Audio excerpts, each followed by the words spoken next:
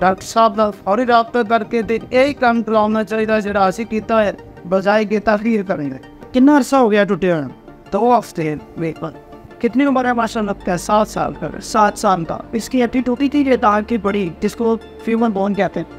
इसका हमने ऑपरेशन किया। क्या मसला हुआ था? कितना अरसा हो गया ऑपरेशन? बस 2 हफ्ते हो गए माशाल्लाह। तो पता भी नहीं चलता कि असली टांग नहीं, कोई दर्द भी नहीं है, इसको कोई जख्म भी नहीं है। ये देखिए, इसका खास फायदा ये है, टैबलेट के साथ किया था, फ्री मालबेटा, कोई कट नहीं है। एक छोटा सा जख्म इस तरफ है और एक छोटा सा जख्म इस तरफ है जी। और माशाल्लाह साफ सुथरी टांग है। दोनों टांगे इसकी बराबर हैं। अक्सर लोग ये भी कहते हैं कि ऑपरेशन से टांग छोटी हो जाएगी।